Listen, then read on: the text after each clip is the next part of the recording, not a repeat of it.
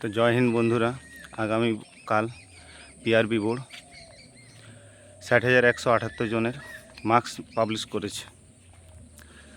অনেকের মনে প্রশ্ন, তাহলে রেজাল্ট কি আজ বা কালের মধ্যে আসতে পারে? যদি 16 তারিখে ভোট ঘোষণা হয় তাহলে আজকে রেজাল্ট আসার সম্ভাবনা খুবই বেশি। তো কমেন্টে জানাবে কার কত নাম্বার হয়েছে।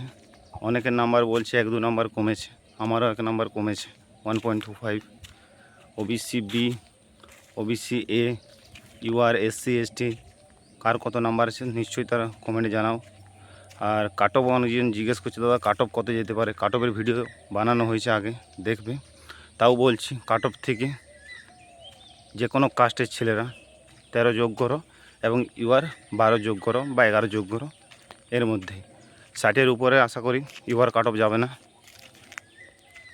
ওবিসি এবি 55-56 হতে পারে, ইডাব্লিউএস 47-48, এসসি 53 এবং এসটি 45 ধরে চলো। আর মেয়েদের কাট অফ থেকে 7 বা 8 অ্যাড করলে হবে। কিছু মেয়ে বাদ গেছে 150 জনের মতো, বাকি সবারই সিলেকশন হবে, চিন্তা করার কিছু নেই।